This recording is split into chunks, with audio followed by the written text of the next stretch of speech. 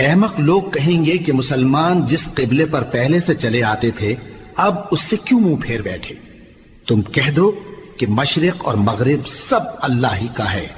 وہ جس کو چاہتا ہے سیدھے رستے پر چلاتا ہے، اور اسی طرح ہم نے تم کو امت معتدل بنایا ہے تاکہ تم لوگوں پر گواہ بنو اور پیغمبر آخر الزمان صلی اللہ علیہ وآلہ وسلم تم پر گواہ بنے۔ اور جس قبلے پر تم پہلے تھے اس کو ہم نے اس لیے مقرر کیا تھا کہ معلوم کریں کہ کون ہمارے پیغمبر کا تابع رہتا ہے اور کون الٹے پاؤں پھر جاتا ہے۔ اور یہ بات یعنی تحویل قبلہ لوگوں کو گراں معلوم ہوئی، مگر جن کو اللہ نے ہدایت بخشی ہے وہ اسے گراں نہیں سمجھتے، اور اللہ ایسا نہیں کہ تمہارے ایمان کو یوں ہی ضائع کر دے۔ اللہ تو لوگوں پر بڑا مہربان ہے، صاحب رحمت ہے۔ اے پیغمبر صلی اللہ علیہ وآلہ وسلم، ہم تمہارا آسمان کی طرف منہ اٹھانا دیکھ رہے ہیں، سو ہم تم کو اسی قبلے کی طرف جس کو تم پسند کرتے ہو منہ کرنے کا حکم دیں گے۔ تو اپنا منہ مسجد حرام یعنی خانہ کعبہ کی طرف پھیر لو، اور تم لوگ جہاں ہوا کرو نماز پڑھنے کے وقت اسی مسجد کی طرف منہ کر لیا کرو۔ اور جن لوگوں کو کتاب دی گئی ہے وہ خوب جانتے ہیں کہ یہ نیا قبلہ ان کے پروردگار کی طرف سے حق ہے، اور جو کام یہ لوگ کرتے ہیں اللہ ان سے بے خبر نہیں۔ اور اگر تم ان اہل کتاب کے پاس تمام نشانیاں بھی لے کر آؤ تو بھی یہ تمہارے قبلے کی پیروی نہ کریں، اور تم بھی ان کے قبلے کی پیروی کرنے والے نہیں ہو، اور ان میں سے بھی بعض کے قبلے کے پیرو نہیں۔ اور اگر تم باوجود اس کے کہ تمہارے پاس علم یعنی اللہ کا حکم آ چکا ہے ان کی خواہشوں کے پیچھے چلو گے تو ظالموں میں ہو جاؤ گے۔ جن لوگوں کو ہم نے کتاب دی ہے وہ ان پیغمبر آخر الزمان صلی اللہ علیہ وآلہ وسلم کو اس طرح پہچانتے ہیں جس طرح اپنے بیٹوں کو پہچانا کرتے ہیں، مگر ایک فریق ان میں سے سچی بات کو جان بوجھ کر چھپا رہا ہے۔ اے پیغمبر صلی اللہ علیہ وآلہ وسلم، یہ نیا قبلہ تمہارے پروردگار کی طرف سے حق ہے، تو تم ہرگز شک کرنے والوں میں نہ ہونا۔ اور ہر ایک شخص کے لیے ایک سمت مقرر ہے جدھر وہ عبادت کے وقت منہ کیا کرتا ہے، تو تم نیکیوں میں سبقت حاصل کرو۔ تم جہاں ہوگے اللہ تم سب کو جمع کرے گا، بے شک اللہ ہر چیز پر قادر ہے۔ اور تم جہاں سے نکلو نماز میں اپنا منہ مسجد حرام کی طرف کر لیا کرو، بے شبہ یہ تمہارے پروردگار کی طرف سے حق ہے، اور تم لوگ جو کچھ کرتے ہو اللہ اس سے بے خبر نہیں۔ اور تم جہاں سے نکلو مسجد حرام کی طرف منہ کر کے نماز پڑھا کرو، اور مسلمانوں تم جہاں ہوا کرو اسی مسجد کی طرف رخ کیا کرو۔ یہ تاکید اس لیے کی گئی ہے کہ لوگ تم کو کسی طرح کا الزام نہ دے سکیں، مگر ان میں سے جو ظالم ہیں وہ الزام دیں تو دیں، سو ان سے مت ڈرنا اور مجھی سے ڈرتے رہنا۔ اور یہ بھی مقصود ہے کہ میں تم کو اپنی تمام نعمتیں بخشوں، اور یہ بھی کہ تم راہ راست پر چلو۔ جس طرح من جملہ اور نعمتوں کے ہم نے تمہیں میں سے ایک رسول بھیجے ہیں جو تم کو ہماری آیتیں پڑھ پڑھ کر سناتے اور تمہیں پاک بناتے، اور کتاب یعنی قرآن اور دانائی سکھاتے ہیں، اور ایسی باتیں بتاتے ہیں جو تم پہلے نہیں جانتے تھے۔ سو تم مجھے یاد کیا کرو، میں تمہیں یاد کیا کروں گا، اور میرا احسان مانتے رہنا اور میری ناشکری نہ کرنا۔ اے ایمان والو، صبر اور نماز سے مدد لیا کرو، بے شک اللہ صبر کرنے والوں کے ساتھ ہے۔ اور جو لوگ اللہ کی راہ میں مارے جائیں ان کی نسبت یہ نہ کہنا کہ وہ مرے ہوئے ہیں، وہ مردہ نہیں بلکہ زندہ ہیں، لیکن تم کو شعور نہیں۔ اور ہم کسی قدر خوف اور بھوک اور مال اور جانوں اور میووں کے نقصان سے تمہاری آزمائش کریں گے، اور صبر کرنے والوں کو بشارت سنا دو کہ ان لوگوں پر جب کوئی مصیبت واقع ہوتی ہے تو کہتے ہیں کہ ہم اللہ ہی کا مال ہیں اور اسی کی طرف لوٹ کر جانے والے ہیں۔ یہی لوگ ہیں جن پر ان کے پروردگار کی عنایتیں ہیں اور خصوصی رحمت بھی ہے، اور یہی سیدھے رستے پر ہیں۔ بے شک کوہ صفا اور مروہ اللہ کی نشانیوں میں سے ہیں، تو جو شخص خانہ کعبہ کا حج یا عمرہ کرے اس پر کچھ گناہ نہیں کہ دونوں کے درمیان چکر لگائے، بلکہ یہ ایک نیک کام ہے، اور جو کوئی نیک کام کرے تو اللہ قدردان ہے، دانا ہے۔ جو لوگ ہمارے حکموں اور ہدایتوں کو جو ہم نے نازل کی ہیں کسی غرض فاسد سے چھپاتے ہیں، باوجود کہ ہم نے ان کو لوگوں کے سمجھانے کے لیے اپنی کتاب میں کھول کھول کر بیان کر دیا ہے۔ ایسوں پر اللہ اور تمام لعنت کرنے والے لعنت کرتے ہیں۔ ہاں، جو توبہ کرتے ہیں اور اپنی حالت درست کر لیتے ہیں اور احکام الہی کو صاف صاف بیان کر دیتے ہیں تو میں ان کے قصور معاف کر دیتا ہوں، اور میں بڑا معاف کرنے والا بڑا مہربان ہوں۔ جو لوگ کافر ہوئے اور کافر ہی مرے، ایسوں پر اللہ کی اور فرشتوں کی اور انسانوں کی سب کی لعنت، وہ ہمیشہ اسی لعنت میں گرفتار رہیں گے۔ ان سے نہ تو عذاب ہلکا ہی کیا جائے گا اور نہ انہیں کچھ مہلت ملے گی۔ اور لوگوں، تمہارا معبود ایک ہی معبود ہے، اس بڑے مہربان اور رحم والے کے سوا کوئی عبادت کے لائق نہیں۔ بے شک آسمانوں اور زمین کے پیدا کرنے میں اور رات اور دن کے ایک دوسرے کے پیچھے آنے جانے میں اور کشتیوں اور جہازوں میں جو سمندر میں لوگوں کے فائدے کے لیے رواں ہیں، اور میں جس کو اللہ آسمان سے برساتا اور اس سے زمین کو اس کے مردہ ہو جانے کے بعد زندہ یعنی خشک ہو جانے کے بعد سرسبز کر دیتا ہے، اور زمین پر ہر قسم کے جانور پھیلانے میں اور ہواؤں کے چلانے میں اور بادلوں میں جو آسمان اور زمین کے درمیان گھرے رہتے ہیں، عقل مندوں کے لیے اللہ کی قدرت کی نشانیاں ہیں۔ اور بعض لوگ ایسے ہیں جو غیر اللہ کو اللہ کا شریک بناتے اور ان سے اللہ کی سی محبت کرتے ہیں، لیکن جو ایمان والے ہیں وہ تو اللہ ہی کے سب سے زیادہ دوست دار ہیں۔ اور اے کاش ظالم لوگ جو بات عذاب کے وقت دیکھیں گے اب دیکھ لیتے کہ سب طرح کی طاقت اللہ ہی کو ہے، اور یہ کہ اللہ سخت عذاب کرنے والا ہے۔ اس دن کفر کے پیشوا اپنے پیروں سے بیزاری ظاہر کریں گے اور دونوں عذاب الہی دیکھ لیں گے اور ان کے آپس کے تعلقات منقطع ہو جائیں گے۔ یہ حال دیکھ کر پیروی کرنے والے حسرت سے کہیں گے کہ اے کاش ہمیں پھر دنیا میں جانا نصیب ہو، تاکہ جس طرح یہ ہم سے بیزار ہو رہے ہیں اسی طرح ہم بھی ان سے بیزار ہوں۔ اس طرح اللہ ان کے اعمال حسرت بنا کر دکھائے گا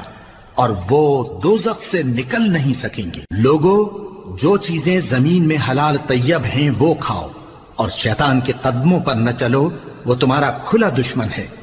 وہ تو تم کو برائی اور بے حیائی ہی کے کام کرنے کو کہتا ہے، اور یہ بھی کہ اللہ کی نسبت ایسی باتیں کہو جن کا تمہیں کچھ بھی علم نہیں۔ اور جب ان لوگوں سے کہا جاتا ہے کہ جو کتاب اللہ نے نازل فرمائی ہے اس کی پیروی کرو، تو کہتے ہیں نہیں، بلکہ ہم تو اسی چیز کی پیروی کریں گے جس پر ہم نے اپنے باپ دادا کو پایا۔ بھلا اگرچہ ان کے باپ دادا نہ کچھ سمجھتے ہوں اور نہ سیدھے رستے پر ہوں، تب بھی وہ انہی کی تقلید کیے جائیں گے۔ جو لوگ کافر ہیں ان کی مثال اس شخص کی سی ہے جو کسی ایسی چیز کو آواز دے جو پکار اور آواز کے سوا کچھ سن نہ سکے۔ یہ بہرے ہیں، گونگے ہیں، اندھے ہیں کہ کچھ سمجھ ہی نہیں سکتے۔ اے اہل ایمان، جو پاکیزہ چیزیں ہم نے تم کو عطا فرمائی ہیں ان کو کھاؤ، اور اگر اللہ ہی کے بندے ہو تو اس کی نعمتوں کا شکر بھی ادا کرو۔ اس نے تو تم پر بس مرا ہوا جانور اور لہو اور سور کا گوشت اور جس چیز پر اللہ کے سوا کسی اور کا نام پکارا جائے حرام کر دیا ہے۔ ہاں، جو مجبور ہو جائے بشرطے کہ اللہ کی نافرمانی نہ کرے اور حد ضرورت سے باہر نہ نکل جائے، اس پر کچھ گناہ نہیں۔ بے شک اللہ بخشنے والا ہے، رحم کرنے والا ہے۔ جو لوگ اللہ کی کتاب سے ان آیتوں اور ہدایتوں کو جو اس نے نازل فرمائی ہیں چھپاتے اور ان کے بدلے تھوڑی سی قیمت یعنی دنیاوی منفعت حاصل کرتے ہیں، وہ اپنے پیٹوں میں محض آگ بھرتے ہیں۔ ایسے لوگوں سے اللہ قیامت کے دن نہ کلام کرے گا اور نہ ان کو گناہوں سے پاک کرے گا، اور ان کے لیے دکھ دینے والا عذاب ہے۔ یہ وہ لوگ ہیں جنہوں نے ہدایت چھوڑ کر گمراہی اور بخشش چھوڑ کر عذاب خرید لیا۔ یہ آتش جہنم کی کیسی برداشت کرنے والے ہیں۔ یہ اس لیے کہ اللہ نے کتاب سچائی کے ساتھ نازل فرمائی، اور جن لوگوں نے اس کتاب میں اختلاف کیا وہ ضد میں آ کر نیکی سے دور ہو گئے ہیں۔ نیکی یہی نہیں کہ تم مشرق و مغرب کو قبلہ سمجھ کر ان کی طرف منہ کر لو، بلکہ نیکی یہ ہے کہ لوگ اللہ پر اور روز آخر پر اور فرشتوں پر اور اللہ کی کتاب پر اور پیغمبروں پر ایمان لائیں، اور مال باوجود عزیز رکھنے کے رشتہ داروں اور یتیموں اور محتاجوں اور مسافروں اور مانگنے والوں کو دیں، اور گردنوں کے چھڑانے میں خرچ کریں، اور نماز پڑھیں اور زکات دیں، اور جب عہد کر لیں تو اس کو پورا کریں، اور سختی اور تکلیف میں اور جنگ کے وقت ثابت قدم رہیں۔ یہی لوگ ہیں جو ایمان میں سچے ہیں، اور یہی ہیں جو اللہ سے ڈرنے والے ہیں۔ مومنوں، تم کو مقتولوں کے بارے میں قصاص یعنی خون کے بدلے خون کا حکم دیا جاتا ہے، اس طرح پر کہ آزاد کے بدلے آزاد مارا جائے، اور غلام کے بدلے غلام، اور عورت کے بدلے عورت۔ اور اگر قاتل کو اس کے مقتول بھائی کے قصاص میں سے کچھ معاف کر دیا جائے تو وارث مقتول کو پسندیدہ طریق سے قرارداد کی پیروی یعنی مطالبہ خون بہا کرنا اور قاتل کو خوشخوئی کے ساتھ ادا کرنا چاہیے۔ یہ تمہارے پروردگار کی طرف سے تمہارے لیے آسانی اور مہربانی ہے۔ اب جو اس کے بعد زیادتی کرے اس کے لیے دکھ کا عذاب ہے۔ اور اے اہل عقل، حکم قصاص میں تمہاری زندگانی ہے کہ تم قتل و خونریزی سے بچو۔ تم پر فرض کیا جاتا ہے کہ جب تم میں سے کسی کو موت کا وقت آ جائے تو اگر وہ کچھ مال چھوڑ جانے والا ہو تو ماں باپ اور رشتہ داروں کے لیے دستور کے مطابق وصیت کر جائے۔ اللہ سے ڈرنے والوں پر یہ ایک حق ہے۔ پھر جو شخص وصیت کو سننے کے بعد اس کو بدل ڈالے تو اس کے بدلنے کا گناہ انہی لوگوں پر ہے جو اس کو بدلیں، اور بے شک اللہ سنتا جانتا ہے۔ اب اگر کسی کو وصیت کرنے والے کی طرف سے کسی وارث کی طرفداری یا حق تلفی کا اندیشہ ہو تو اگر وہ وصیت کو بدل کر وارثوں میں صلح کرا دے تو اس پر کچھ گناہ نہیں، بے شک اللہ بخشنے والا ہے، رحم والا ہے۔ مومنوں، تم پر روزے فرض کیے گئے ہیں جس طرح تم سے پہلے لوگوں پر فرض کیے گئے تھے تاکہ تم پرہیزگار بنو۔ روزوں کے دن گنتی کے چند روز ہیں، تو جو شخص تم میں سے بیمار ہو یا سفر میں ہو تو دوسرے دنوں میں روزوں کا شمار پورا کر لے۔ اور جو لوگ روزہ رکھنے کی طاقت رکھیں لیکن رکھیں نہیں، وہ روزے کے بدلے محتاج کو کھانا کھلا دیں۔ اور جو کوئی اپنی مرضی سے زیادہ نیکی کرے تو اس کے حق میں زیادہ اچھا ہے، اور اگر سمجھو تو روزہ رکھنا ہی تمہارے حق میں بہتر ہے۔ روزوں کا مہینہ رمضان کا مہینہ ہے جس میں قرآن اول نازل ہوا جو لوگوں کا رہنما ہے اور جس میں ہدایت کی کھلی نشانیاں ہیں اور جو حق و باطل کو الگ الگ کرنے والا ہے۔ تو جو کوئی تم میں سے اس مہینے میں موجود ہو چاہیے کہ پورے مہینے کے روزے رکھے، اور جو بیمار ہو یا سفر میں ہو تو دوسرے دنوں میں روزے رکھ کر ان کا شمار پورا کر لے۔ اللہ تمہارے حق میں آسانی چاہتا ہے اور سختی نہیں چاہتا، اور یہ آسانی کا حکم اس لیے دیا گیا ہے کہ تم روزوں کا شمار پورا کر لو، اور اس احسان کے بدلے کہ اللہ نے تم کو ہدایت بخشی ہے تم اس کو بزرگی سے یاد کرو اور اس کا شکر کرو۔ اور اے پیغمبر، جب تم سے میرے بندے میرے بارے میں دریافت کریں تو انہیں معلوم ہو کہ میں تو تمہارے پاس ہی ہوں۔ جب کوئی پکارنے والا مجھے پکارتا ہے تو میں اس کی دعا قبول کرتا ہوں، تو ان کو چاہیے کہ میرے حکموں کو مانیں اور مجھ پر ایمان رکھیں تاکہ نیک رستہ پائیں۔ روزوں کی راتوں میں تمہارے لیے اپنی عورتوں کے پاس جانا جائز کر دیا گیا ہے، وہ تمہاری پوشاک ہیں اور تم ان کی پوشاک ہو۔ اللہ کو معلوم ہے کہ تم ان کے پاس جانے سے اپنے حق میں خیانت کرتے تھے، سو اس نے تم پر مہربانی کی اور تمہاری حرکات سے درگزر فرمائی، تو اب تم کو اختیار ہے کہ ان سے مباشرت کرو۔ اور اللہ نے جو چیز تمہارے لیے لکھ رکھی ہے یعنی اولاد، اس کو اللہ سے طلب کرو اور کھاؤ اور پیو یہاں تک کہ صبح کی سفید دھاری رات کی سیاہ دھاری سے الگ نظر آنے لگے، پھر روزہ رکھ کر رات تک پورا کرو۔ اور جب تم مسجدوں میں اعتکاف بیٹھتے ہو تو ان سے مباشرت نہ کرو، یہ اللہ کی حدیں ہیں، ان کے پاس نہ جانا۔ اسی طرح اللہ اپنی آیتیں لوگوں کے سمجھانے کے لیے کھول کھول کر بیان فرماتا ہے تاکہ وہ پرہیزگار بنے۔ اور آپس میں ایک دوسرے کا مال ناحق نہ کھاؤ اور نہ اس کو رشوتاً حاکموں کے پاس پہنچاؤ تاکہ لوگوں کے مال کا کچھ حصہ ناجائز طور پر کھا جاؤ، اور اسے تم جانتے بھی ہو۔ اے پیغمبر، لوگ تم سے نئے چاند کے بارے میں دریافت کرتے ہیں کہ گھٹتا بڑھتا کیوں ہے۔ کہہ دو کہ وہ لوگوں کے کاموں کی میعادیں اور حج کے وقت معلوم ہونے کا ذریعہ ہے، اور نیکی اس بات میں نہیں کہ احرام کی حالت میں گھروں میں ان کے پچھواڑے کی طرف سے آؤ، بلکہ نیکوکار وہ ہے جو پرہیزگار ہو، اور گھروں میں ان کے دروازوں سے آیا کرو اور اللہ سے ڈرتے رہو تاکہ کامیاب ہو جاؤ۔ اور جو لوگ تم سے لڑتے ہیں تم بھی اللہ کی راہ میں ان سے لڑو، مگر زیادتی نہ کرنا، کہ اللہ زیادتی کرنے والوں کو دوست نہیں رکھتا، اور ان کو جہاں پاؤ قتل کر دو، اور جہاں سے انہوں نے تم کو نکالا ہے یعنی مکے سے، وہاں سے تم بھی ان کو نکال دو۔ اور دین سے گمراہ کرنے کا فساد قتل و خونریزی سے کہیں بڑھ کر ہے، اور جب تک وہ تم سے مسجد حرام یعنی خانہ کعبہ کے پاس نہ لڑیں تم بھی وہاں ان سے نہ لڑنا۔ ہاں اگر وہ تم سے لڑیں تو تم ان کو قتل کر ڈالو، کافروں کی یہی سزا ہے۔ پھر اگر وہ باز آ جائیں تو اللہ بخشنے والا ہے، رحم کرنے والا ہے۔ اور ان سے اس وقت تک لڑتے رہنا کہ فساد نابود ہو جائے اور ملک میں اللہ ہی کا دین غالب ہو جائے۔ پھر اگر وہ فساد سے باز آ جائیں تو ظالموں کے سوا کسی پر زیادتی نہیں کرنی چاہیے۔ ادب کا مہینہ ادب کے مہینے کے مقابل ہے، اور ادب کی چیزیں ایک دوسرے کا بدلہ ہیں۔ پس اگر کوئی تم پر زیادتی کرے تو جیسی زیادتی وہ تم پر کرے ویسی ہی تم اس پر کرو، اور اللہ سے ڈرتے رہو اور جان رکھو کہ اللہ ڈرنے والوں کے ساتھ ہے۔ اور اللہ کی راہ میں مال خرچ کرو اور اپنے آپ کو ہلاکت میں نہ ڈالو، اور نیکی کرو، بے شک اللہ نیکی کرنے والوں کو دوست رکھتا ہے۔ اور اللہ کی خوشنودی کے لیے حج اور عمرے کو پورا کرو، اور اگر راستے میں روک لیے جاؤ تو جیسی قربانی میسر ہو کر دو،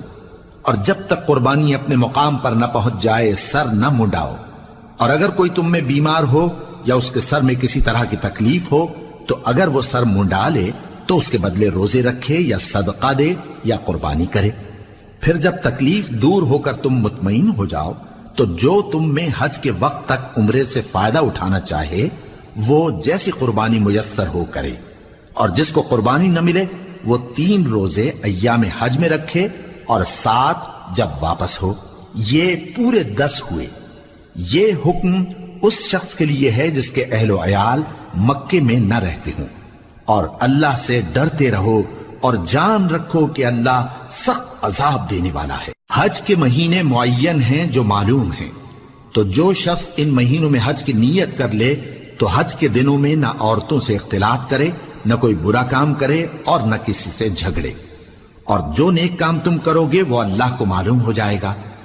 اور زاد راہ یعنی رستے کا خرچ ساتھ لے جاؤ، کیونکہ بہترین زاد راہ پرہیزگاری ہے۔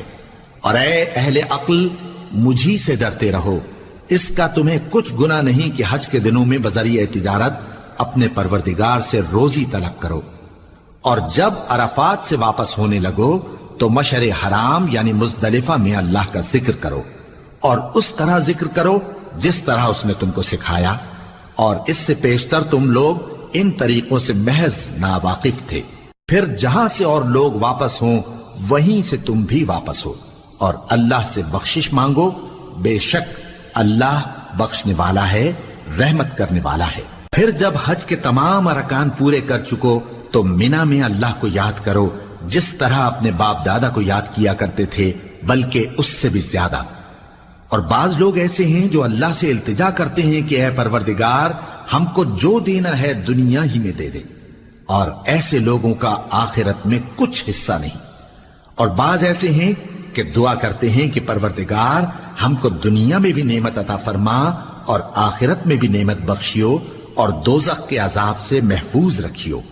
یہی لوگ ہیں جن کے لیے ان کے کاموں کا حصہ یعنی اجر نیک تیار ہے، اور اللہ جلد حساب لینے والا ہے۔ اور قیام منا کے دنوں میں جو گنتی کے دن ہیں اللہ کو یاد کرو، اگر کوئی جلدی کرے اور 2 ہی دن میں چل دے تو اس پر بھی کچھ گناہ نہیں، اور جو بات تک ٹھہرا رہے اس پر بھی کچھ گناہ نہیں۔ یہ باتیں اس شخص کے لیے ہیں جو اللہ سے ڈرے، اور تم لوگ اللہ سے ڈرتے رہو اور جان رکھو کہ تم سب اس کے پاس جمع کیے جاؤ گے۔ اور کوئی شخص تو ایسا ہے جس کی گفتگو دنیا کی زندگی میں تم کو دلکش معلوم ہوتی ہے، اور وہ اپنے معافی ضمیر پر یعنی اس بات پر جو اس کے دل میں ہے اللہ کو گواہ بناتا ہے، حالانکہ وہ سخت جھگڑالو ہے۔ اور جب پیٹ پھیر کر چلا جاتا ہے تو زمین میں دوڑتا پھرتا ہے تاکہ اس میں فتنہ انگیزی کرے اور کھیتی کو برباد اور انسانوں اور حیوانوں کی نسل کو نابود کر دے، اور اللہ فتنہ انگیزی کو پسند نہیں کرتا۔ اور جب اس سے کہا جاتا ہے کہ اللہ سے خوف کر تو غرور اس کو گناہ میں پھنسا دیتا ہے، سو اس کو جہنم کافی ہے اور وہ بہت برا ٹھکانہ ہے۔ اور کوئی شخص ایسا ہے کہ اللہ کی خوشنودی حاصل کرنے کے لیے اپنی جان بیچ ڈالتا ہے، اور اللہ بندوں پر بہت مہربان ہے۔ مومنوں، اسلام میں پورے پورے داخل ہو جاؤ اور شیطان کے پیچھے نہ چلو، وہ تو تمہارا کھلا دشمن ہے۔ پھر اگر تم احکام روشن پہنچ جانے کے بعد لڑکھڑا جاؤ تو جان رکھو کہ اللہ غالب ہے، حکمت والا ہے۔ کیا یہ لوگ اسی بات کے منتظر ہیں کہ ان پر اللہ کا عذاب بادل کے سائبانوں میں آ نازل ہو اور فرشتے بھی اتر آئیں اور کام تمام کر دیا جائے؟ اور سب کاموں کا رجوع اللہ ہی کی طرف ہے۔ اے پیغمبر، بنی اسرائیل سے پوچھو کہ ہم نے ان کو کتنی کھلی نشانیاں دیں، اور جو شخص اللہ کی نعمت کو اپنے پاس آنے کے بعد بدل دے تو اللہ سخت عذاب کرنے والا ہے۔ اور جو کافر ہیں ان کے لیے دنیا کی زندگی خوشنما کر دی گئی ہے، اور وہ مومنوں سے تمسخر کرتی ہیں، لیکن جو پرہیزگار ہیں وہ قیامت کے دن ان سے اوپر ہوں گے۔ اور اللہ جس کو چاہتا ہے بے حساب رزق دیتا ہے۔ پہلے تو سب لوگوں کا ایک ہی مذہب تھا، لیکن وہ آپس میں اختلاف کرنے لگے تو اللہ نے ان کی طرف بشارت دینے والے اور ڈر سنانے والے پیغمبر بھیجے، اور ان پر سچائی کے ساتھ کتابیں نازل کی تاکہ جن امور میں لوگ اختلاف کرتے تھے ان کا ان میں فیصلہ کر دے۔ اور اس میں اختلاف بھی انہی لوگوں نے کیا جن کو کتاب دی گئی تھی، باوجود کہ ان کے پاس کھلے ہوئے احکام آ چکے تھے، اور یہ اختلاف انہوں نے صرف آپس کی ضد سے کیا۔ تو جس امر حق میں وہ اختلاف کرتے تھے اللہ نے اپنی مہربانی سے مومنوں کو اس کی راہ دکھا دی،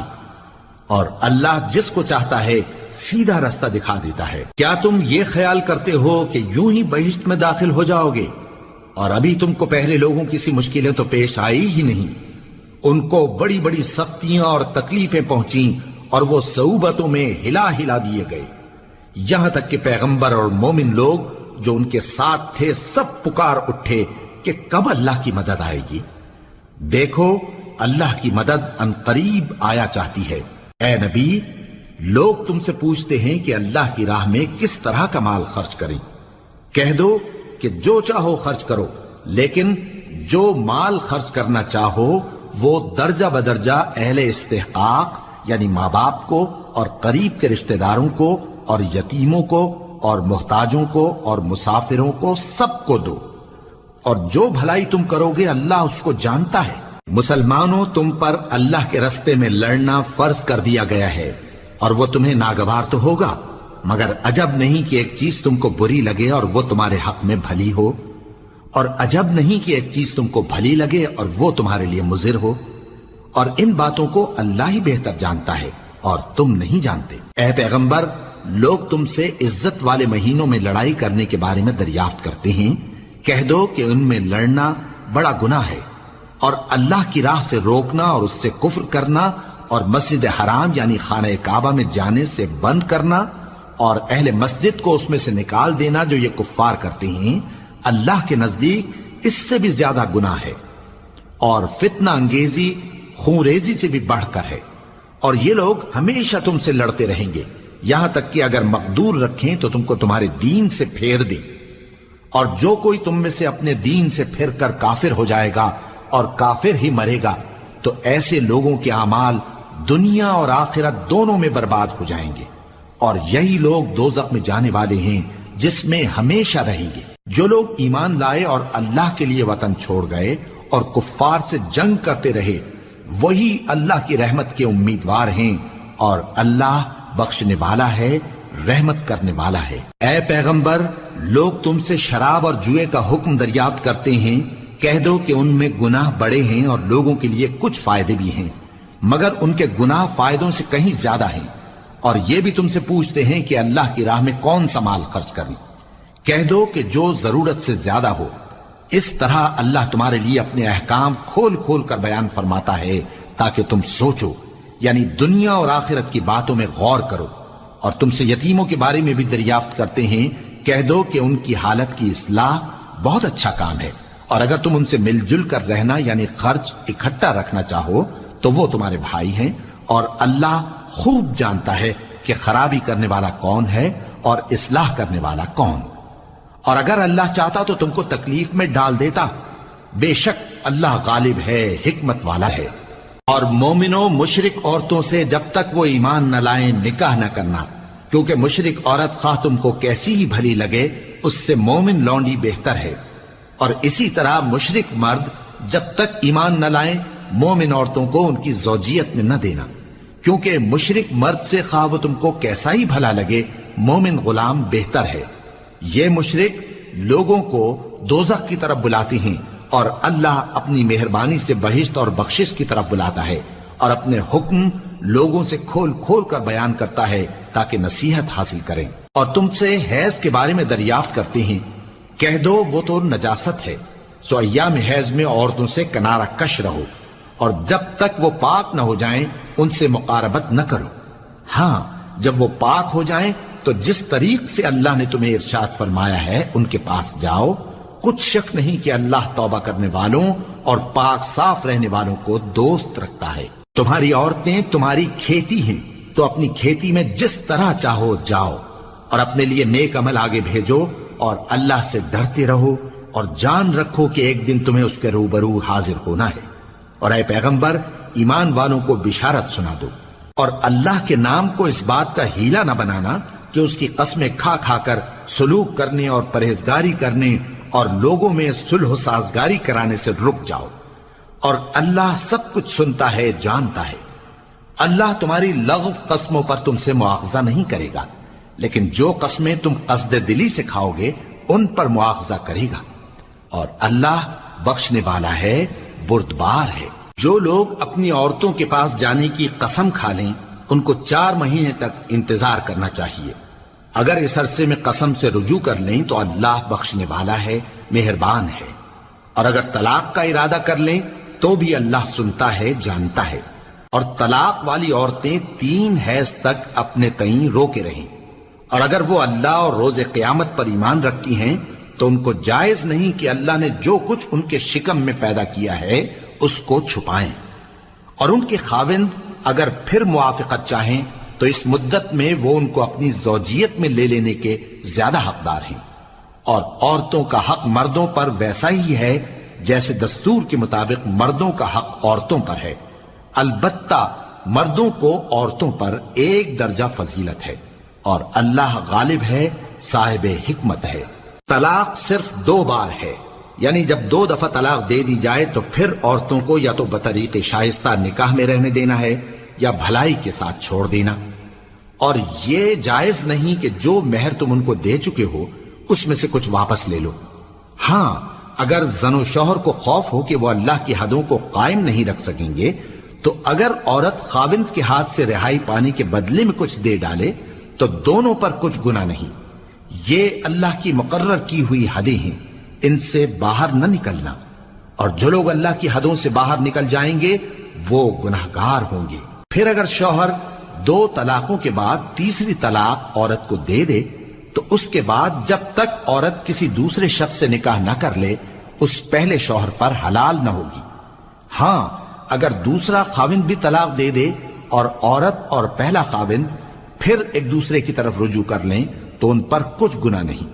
بشرطے کہ دونوں یقین کریں کہ اللہ کی حدوں کو قائم رکھ سکیں گے، اور یہ اللہ کی حدیں ہیں، ان کو وہ ان لوگوں کے لیے بیان فرماتا ہے جو علم رکھتے ہیں۔ اور جب تم عورتوں کو 2 دفعہ طلاق دے چکو اور ان کی عدت پوری ہو جائے تو انہیں یا تو حسن سلوک سے نکاح میں رہنے دو یا بطریق شائستہ رخصت کر دو، اور اس نیت سے ان کو نکاح میں نہ رہنے دینا چاہیے کہ انہیں تکلیف دو اور ان پر زیادتی کرو، اور جو ایسا کرے گا وہ اپنا ہی نقصان کرے گا۔ اور اللہ کے احکام کو ہنسی اور کھیل نہ بناؤ، اور اللہ نے تم کو جو نعمتیں بخشی ہیں اور تم پر جو کتاب اور دانائی کی باتیں نازل کی ہیں جن سے وہ تمہیں نصیحت فرماتا ہے ان کو یاد کرو، اور اللہ سے ڈرتے رہو، اور جان رکھو کہ اللہ ہر چیز سے واقف ہے۔ اور جب تم عورتوں کو طلاق دے چکو اور ان کی عدت پوری ہو جائے تو ان کو اپنے شوہروں کے ساتھ جب وہ آپس میں جائز طور پر راضی ہو جائیں نکاح کرنے سے مت روکو۔ اس حکم سے اس شخص کو نصیحت کی جاتی ہے جو تم میں اللہ اور روز آخر پر یقین رکھتا ہے، یہ تمہارے لیے نہایت خوب اور بہت پاکیزگی کی بات ہے، اور اللہ جانتا ہے اور تم نہیں جانتے۔ اور مائیں اپنے بچوں کو پورے 2 سال دودھ پلائیں یہ حکم اس شخص کے لیے ہے جو پوری مدت تک دودھ پلوانا چاہے، اور دودھ پلانے والی ماؤں کا کھانا اور کپڑا دستور کے مطابق باپ کے ذمے ہوگا۔ کسی شخص کو اس کی طاقت سے زیادہ تکلیف نہیں دی جاتی، تو یاد رکھو کہ نہ تو ماں کو اس کے بچے کے سبب نقصان پہنچایا جائے اور نہ باپ کو اس کی اولاد کی وجہ سے نقصان پہنچایا جائے، اور اسی طرح نان و نفقہ بچے کے وارث کے ذمے ہے۔ اور اگر دونوں یعنی ماں باپ آپس کی رضامندی اور صلاح سے بچے کا دودھ چھڑانا چاہیں تو ان پر کچھ گناہ نہیں، اور اگر تم اپنی اولاد کو دودھ پلوانا چاہو تو تم پر کچھ گناہ نہیں، بشرطے کہ تم دودھ پلانے والیوں کو دستور کے مطابق ان کا حق جو تم نے دینا کیا تھا دے دو، اور اللہ سے ڈرتے رہو اور جان رکھو کہ جو کچھ تم کرتے ہو اللہ اس کو دیکھ رہا ہے۔ اور جو لوگ تم میں سے مر جائیں اور عورتیں چھوڑ جائیں تو وہ عورتیں 4 مہینے اور 10 دن اپنے آپ کو روکے رہیں، اور جب یہ عدت پوری کر چکیں اور اپنے حق میں پسندیدہ کام یعنی نکاح کر لیں تو تم پر کچھ گناہ نہیں، اور اللہ تمہارے سب کاموں سے واقف ہے۔ اگر تم اشارے کنائے میں عورتوں کو نکاح کا پیغام بھیجو یا نکاح کی خواہش کو اپنے دلوں میں مخفی رکھو تو تم پر کچھ گناہ نہیں۔ اللہ کو معلوم ہے کہ تم ان سے نکاح کا ذکر کرو گے، مگر ایام عدت میں اس کے سوا کے دستور کے مطابق کوئی بات کہہ دو، پوشیدہ طور پر ان سے قول و قرار نہ کرنا، اور جب تک عدت پوری نہ ہو لے نکاح کا پختہ ارادہ نہ کرنا، اور جان رکھو کہ جو کچھ تمہارے دلوں میں ہے اللہ کو سب معلوم ہے، تو اس سے ڈرتے رہو اور جان رکھو کہ اللہ بخشنے والا ہے، حلم والا ہے۔ اور اگر تم عورتوں کو ان کے پاس جانے یا ان کا مہر مقرر کرنے سے پہلے طلاق دے دو تو تم پر کچھ گناہ نہیں، ہاں ان کو دستور کے مطابق کچھ خرچ ضرور دو، یعنی مقدور والا اپنے مقدور کے مطابق دے اور تنگ دست اپنی حیثیت کے مطابق۔ نیک لوگوں پر یہ ایک طرح کا حق ہے۔ اور اگر تم عورتوں کو ان کے پاس جانے سے پہلے طلاق دے دو لیکن مہر مقرر کر چکے ہو تو آدھا مہر دینا ہوگا، ہاں اگر عورتیں مہر بخش دیں یا مرد جن کے ہاتھ میں عقد نکاح ہے اپنا حق چھوڑ دیں اور پورا مہر دے دیں تو ان کو اختیار ہے۔ اور اگر تم مرد لوگ ہی اپنا حق چھوڑ دو تو یہ پرہیزگاری کی بات ہے، اور آپس میں بھلائی کرنے کو فراموش نہ کرنا، کچھ شک نہیں کہ اللہ تمہارے سب کاموں کو دیکھ رہا ہے۔ مسلمانوں، سب نمازیں خصوصاً بیچ کی نماز یعنی نماز عصر پورے اہتمام کے ساتھ ادا کرتے رہو اور اللہ کے آگے ادب سے کھڑے رہا کرو۔ پھر اگر تم خوف کی حالت میں ہو تو پیادے یا سوار جس حال میں ہو نماز پڑھ لو۔ پھر جب امن و اطمینان ہو جائے تو جس طریق سے اللہ نے تم کو سکھایا ہے جو تم پہلے نہیں جانتے تھے اللہ کو یاد کرو۔ اور جو لوگ تم میں سے مر جائیں اور عورتیں چھوڑ جائیں وہ اپنی عورتوں کے حق میں وصیت کر جائیں کہ ان کو 1 سال تک خرچ دیا جائے اور گھر سے نہ نکالی جائیں، ہاں اگر وہ خود گھر سے چلی جائیں اور اپنے حق میں پسندیدہ کام یعنی نکاح کر لیں تو تم پر کچھ گناہ نہیں، اور اللہ زبردست ہے، حکمت والا ہے۔ اور مطلقہ عورتوں کو بھی دستور کے مطابق نان و نفقہ دینا چاہیے، پرہیزگاروں پر یہ بھی حق ہے۔ اسی طرح اللہ اپنے احکام تمہارے لیے بیان فرماتا ہے تاکہ تم سمجھو۔ بھلا تم نے ان لوگوں کو نہیں دیکھا جو شمار میں ہزاروں ہی تھے اور موت کے ڈر سے اپنے گھروں سے نکل بھاگے تھے، تو اللہ نے ان کو حکم دیا کہ مر جاؤ، پھر ان کو زندہ بھی کر دیا۔ کچھ شک نہیں کہ اللہ لوگوں پر مہربانی رکھتا ہے، لیکن اکثر لوگ شکر نہیں کرتے۔ اور مسلمانوں، اللہ کی راہ میں جہاد کرو اور جان رکھو کہ اللہ سب کچھ سنتا ہے، سب کچھ جانتا ہے۔ کون ہے کہ اللہ کو قرض حسنہ دے کہ وہ اس کے بدلے اس کو کئی گنا زیادہ دے گا، اور اللہ ہی روزی کو تنگ کرتا اور وہی اسے کشادہ کرتا ہے، اور تم اسی کی طرف لوٹ کر جاؤ گے۔ بھلا تم نے بنی اسرائیل کی ایک جماعت کو نہیں دیکھا جس نے موسیٰ کے بعد اپنے پیغمبر سے کہا کہ آپ ہمارے لیے ایک بادشاہ مقرر کر دیں تاکہ ہم اللہ کی راہ میں جہاد کریں؟ پیغمبر نے کہا کہ اگر تم کو جہاد کا حکم دیا جائے تو ایسا تو نہیں کہ لڑنے سے پہلو تہی کرو۔ وہ کہنے لگے کہ ہم اللہ کی راہ میں کیوں نہ لڑیں گے جبکہ ہم وطن سے خارج اور بال بچوں سے جدا کر دیے گئے۔ پھر جب ان کو جہاد کا حکم دیا گیا تو چند اشخاص کے سوا سب پھر گئے، اور اللہ ظالموں سے خوب واقف ہے۔ اور پیغمبر نے ان سے یہ بھی کہا کہ اللہ نے تم پر طالوت کو بادشاہ مقرر فرمایا ہے، وہ بولے کہ اسے ہم پر بادشاہی کا حق کیوں کر ہو سکتا ہے؟ اس سے بڑھ کر بادشاہی کے مستحق تو ہم ہیں، اور اس کے پاس تو بہت سی دولت بھی نہیں۔ پیغمبر نے کہا کہ اللہ نے اس کو تم پر فضیلت دی ہے اور بادشاہی کے لیے منتخب فرمایا ہے۔ اس نے اسے علم بھی بہت سا بخشا ہے اور تن و توش بھی بڑا عطا کیا ہے، اور اللہ کو اختیار ہے جسے چاہے بادشاہی بخشے، وہ بڑا کشائش والا ہے، دانا ہے۔ اور پیغمبر نے ان سے کہا کہ ان کی یعنی طالوت کی بادشاہی کی نشانی یہ ہے کہ تمہارے پاس وہ صندوق آئے گا جس کو فرشتے اٹھائے ہوئے ہوں گے، اس میں تمہارے پروردگار کی طرف سے تسلی بخشنے والی چیز ہوگی اور کچھ اور چیزیں بھی ہوں گی جو موسیٰ اور ہارون چھوڑ گئے تھے۔ اگر تم ایمان رکھتے ہو تو یہ تمہارے لیے ایک بڑی نشانی ہے۔ غرض جب طالوت فوجیں لے کر روانہ ہوا تو اس نے ان سے کہا کہ اللہ ایک نہر سے تمہاری آزمائش کرنے والا ہے، جو شخص اس میں سے پانی پی لے گا اس کی نسبت تصور کیا جائے گا کہ وہ میرا نہیں، اور جو نہ پیے گا وہ سمجھا جائے گا کہ میرا ہے۔ ہاں اگر کوئی ہاتھ سے چلو بھر پانی لے لے تو خیر۔ جب وہ لوگ نہر پر پہنچے تو چند آدمیوں کے سوا سب نے پانی پی لیا۔ پھر جب طالوت اور مومن لوگ جو اس کے ساتھ تھے نہر کے پار ہو گئے تو کہنے لگے کہ آج ہم میں جالوت اور اس کے لشکر سے مقابلہ کرنے کی طاقت نہیں۔ جو لوگ یقین رکھتے تھے کہ ان کو اللہ کے روبرو حاضر ہونا ہے، وہ کہنے لگے کہ بسا اوقات تھوڑی سی جماعت نے اللہ کے حکم سے بڑی جماعت پر فتح حاصل کی ہے، اور اللہ ثابت قدم رہنے والوں کے ساتھ ہے۔ اور جب وہ لوگ جالوت اور اس کے لشکر کے مقابل میں آئے تو اللہ سے دعا کی کہ اے پروردگار، ہم پر صبر کے دہانے کھول دے اور ہمیں لڑائی میں ثابت قدم رکھ اور لشکر کفار پر فتح یاب کر۔ تو طالوت کی فوج نے اللہ کے حکم سے ان کو شکست دے دی، اور داؤد نے جالوت کو قتل کر ڈالا، اور اللہ نے ان کو بادشاہی اور دانائی بخشی اور جو کچھ چاہا سکھایا۔ اور اگر اللہ لوگوں کو ایک دوسرے پر چڑھائی اور حملہ کرنے سے نہ ہٹاتا رہتا تو کرۂ ارض تباہ ہو جاتا، لیکن اللہ اہل عالم پر بڑا مہربان ہے۔ یہ اللہ کی آیتیں ہیں جو ہم تم کو سچائی کے ساتھ پڑھ کر سناتے ہیں، اور اے محمد صلی اللہ علیہ وآلہ وسلم تم بلا شبہ پیغمبروں میں سے ہو۔